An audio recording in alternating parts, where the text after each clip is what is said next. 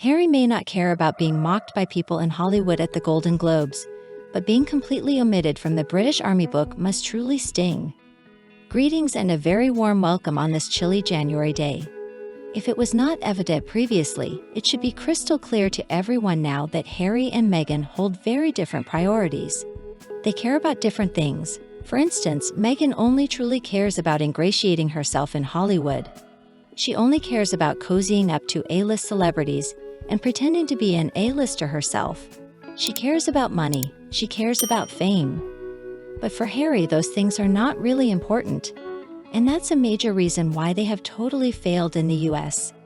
Harry simply does not care. Harry could not care less about being a Hollywood celeb. That much has become obvious. Now, as far as where Harry wants to be and what he wants to be doing, honestly, I don't even think he knows that. But he certainly does not want to be living this empty existence in Montecito, California, trying to get in good graces with people like the Clooneys who want nothing to do with them. Instead, I believe Harry would be much happier if he were in Africa. Harry also speaks fondly of the time he spent in the military. It seems to me that Harry likes to feel useful. He likes to feel like he's doing something to help other people. He wants to do something meaningful, unlike Meghan Markle, and I could be wrong. I mean, maybe Harry is chasing after these Hollywood dreams just like Meghan is, but it doesn't seem that way to me. For example, whenever we see the two of them out, Meghan looks absolutely thrilled to have a camera on her, and Harry looks like he'd rather be anywhere else. Just think about the Beyoncé concert, the Katy Perry concert. It was obvious to anyone and everyone that Meghan had dragged Harry to these events. He did not want to be there, and really we can say the same for Meghan when she was a working royal. Harry was fine with royal duties, that's all he really knew. But Meghan absolutely hated it. She didn't like having to pretend to be nice to commoners. She saw herself as better than them. She didn't want to have to do uncompensated work. I mean, we have not even made it halfway through January, and already Harry and Meghan have faced some major setbacks. First of all, of course, we had the Golden Globes, where they were absolutely roasted by the host. And then even Meghan's former co-stars on Suits took shots at her. When asked if Meghan Markle was participating in the Suits group chat, Gina Torres, a former co-star of Meghan, said, "Oh well, we don't have her number," and laughed. Honestly, folks, it doesn't get much worse for somebody like Meghan than that. Not only was she not invited, but she was made fun of by her former Suits co-stars, whom I'm sure she believes she's much more famous than, much more popular than. Why did they get to go when she didn't? And that's not even the only snub the couple has faced. Prince Harry has also faced his own snub. He has been completely left out of the British Army book altogether. And to make matters worse for Harry, his older brother, Prince William, wrote the foreword for the book, and it lists 200 notable alumni of Sandhurst.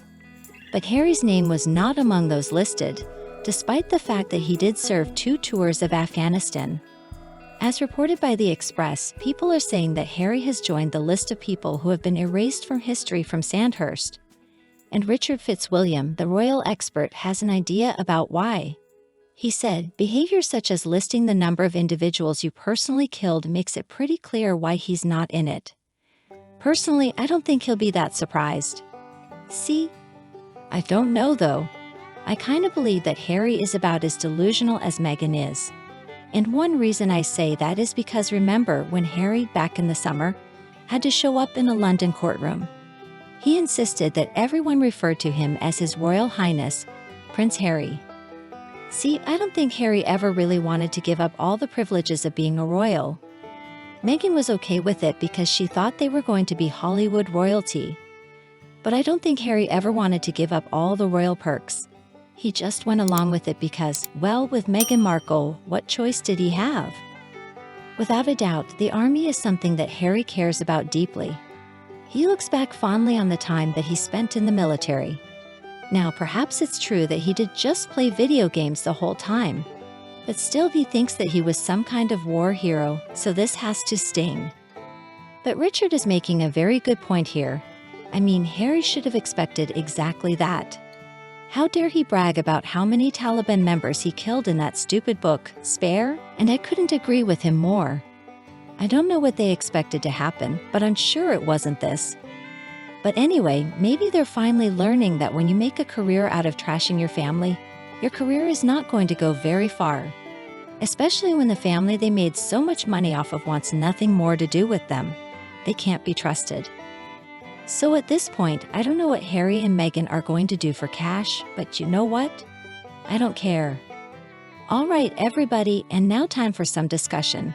Today we're going to be talking about the responses that you left to the video, Worst Humiliation Ever for Meghan Markle, Fake Duchess Lampooned by former Suits co-stars. In this video, we were talking about how not only were Harry and Meghan roasted by the hosts of the Golden Globes, but Meghan's former co-stars on Suits apparently want nothing to do with her either. So let's see what you have to say about that. The first comment I want to share comes from Wrighton Betty 7835. She asks, is she okay?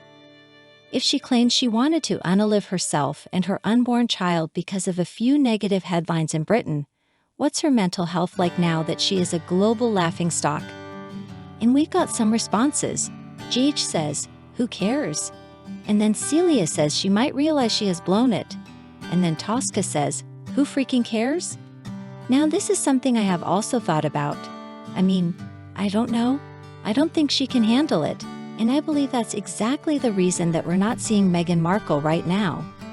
I mean, just think about it. Princess Catherine's birthday was yesterday. By the way, happy birthday, Princess of Wales. And in the past, I mean, it was so predictable. Meghan and Harry would have released some kind of puff piece, or Meghan would have done a pap walk through a parking lot. But this year, absolute radio silence. And I believe that is because Meghan is such a mess.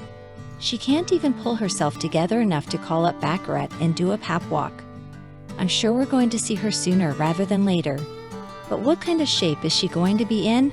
Who knows? And the next comment I would like to share comes to us from USiriQ3MP. In my opinion, her opinion of herself is that she is wonderful, successful, a brilliant actress, God's gift to any cause that her name and presence could enhance because everyone else fails at their tasks. Blah, blah, blah. In short, she loves herself and cannot understand why others do not share her opinion. True reality? That's not a word narcissists ever acknowledge. Anyone, anything that crosses them, criticizes them, thwarts them will not be seen as food for thought, a wake-up call, but will be seen as a personal challenge to be beaten down by any means possible to prove that they are superior. And if that doesn't work, then they'll find another pathway to prove just how wonderful they are. Narcissists are not capable of remorse, not capable of putting others before themselves. Their only aim is to win, to reach whatever target goal they have in their mind. Narcissism at its ultimate. This is such an excellent, insightful comment. I thank you for leaving it. And you're right, this is Meghan Markle to a T. It really is kind of scary actually when you start reading about narcissism and all the symptoms. And you can see that Meghan Markle checks every single box. The only thing I really can say is Harry needs to be packing his bags and getting out of that Montecito home if he's still there as fast as he possibly can. Meghan Markle at this point I believe is absolutely dangerous. How did he think that was going to go over well with anybody?